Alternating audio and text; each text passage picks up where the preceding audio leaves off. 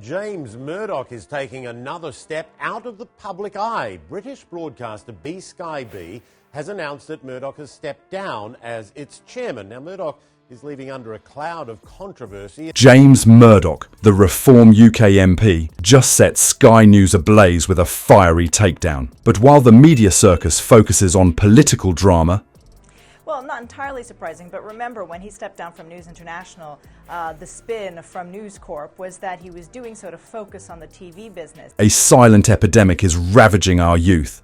Shocking new data reveals children as young as 12 are now receiving NHS prescriptions for nicotine addiction. Is this the real crisis we should be talking about? James Murdoch's recent clash with a Sky News reporter has sent shockwaves through Britain's political landscape. The Reform UK MP found himself in the hot seat as the interviewer dredged up a 20-year-old common assault case. But Murdoch wasn't about to roll over and play dead. In a moment of raw honesty, so now it does seem he's also retreating from the TV business as well.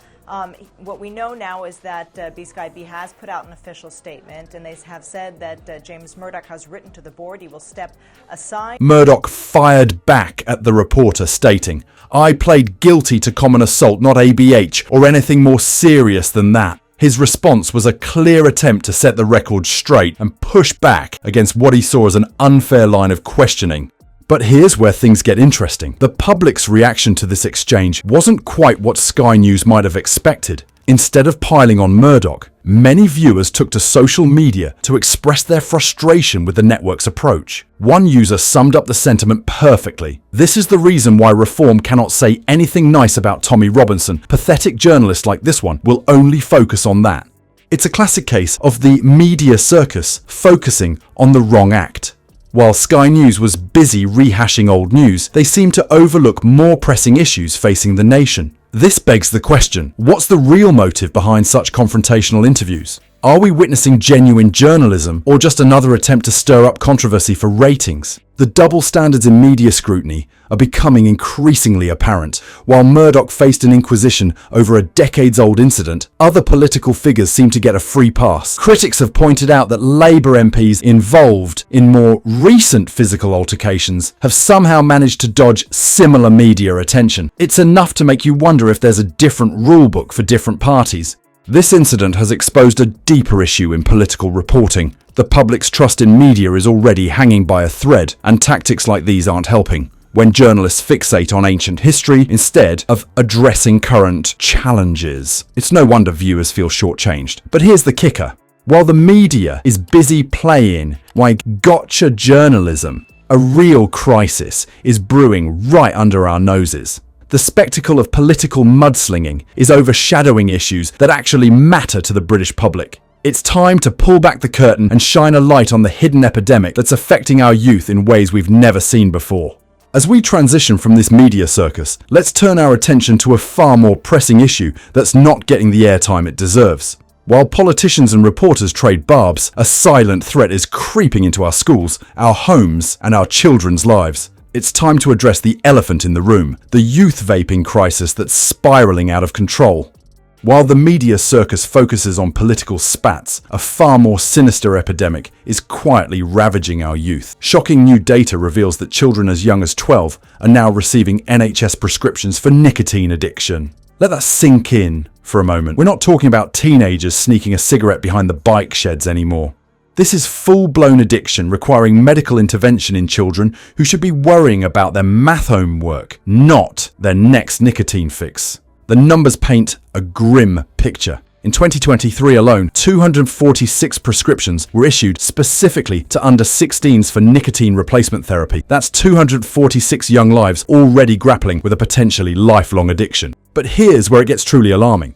While only 2% of 11 to 15-year-olds are current smokers, a whopping 11% have tried cigarettes. And vaping, that's where the real crisis lies. E-cigarette use among young people is skyrocketing, with 9% of pupils currently using vapes. But it's the 15-year-old girls who are really bearing the brunt of this epidemic, with usage reaching a staggering 22%. That's more than 1 in 5 teenage girls potentially setting themselves up for a lifetime of nicotine dependence. So, what's driving this surge in youth vaping? The allure of flavored e-cigarettes, peer pressure, and the misconception that vaping is a safer alternative to smoking all play their part. But there's also a darker side to this story. The ease with which underage users can access these products, despite it being illegal to sell to anyone under 18, points to a serious failure in our regulatory systems. The NHS's approach to treating nicotine addiction in minors is a double-edged sword. On one hand, it's commendable that they're providing support to young people struggling with addiction. But on the other, the fact that children as young as 12 need this support at all is a damning indictment of our society's failure to protect them in the first place. Professor Sanjay Agrell, NHS England National Specialty Advisor for Tobacco Dependency, didn't mince words when he expressed alarm at these underage smoking rates. 200 to 300 young people each day experiment with or start smoking, he stated, highlighting the urgency of the situation.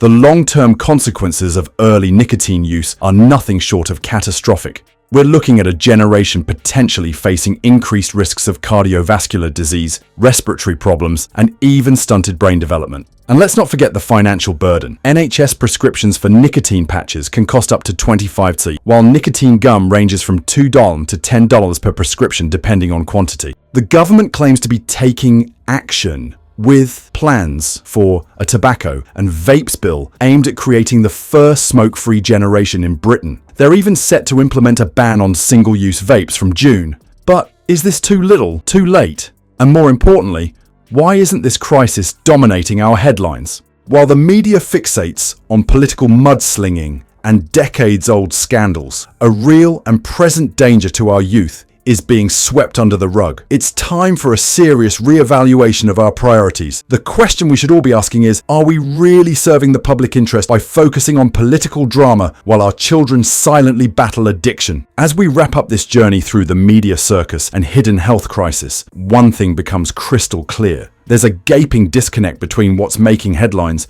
and what's truly threatening our society. While Sky News and their ilk are busy rehashing ancient history and playing political gotcha, our kids are silently battling a nicotine addiction epidemic. It's like we're all watching a magic show, mesmerized by the flashy distractions while the real trick is happening right under our noses. But here's the kicker.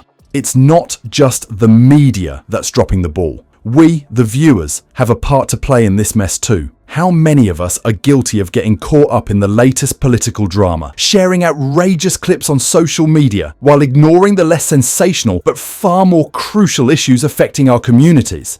It's high time we demand more from our journalists and media outlets. The age of political spectacle has gone on long enough. We need hard-hitting investigative reporting that shines a light on the real problems facing Britain today. Issues like the youth vaping crisis deserve more than a passing mention buried in the back pages of a newspaper. So, here's a challenge for you. Next time you see a headline about some politician's decades-old misdemeanor, ask yourself what story isn't being told. What crucial information is being drowned out by the noise? It's time we look beyond the headlines and start demanding coverage of the issues that really matter. Our children's future might just depend on it.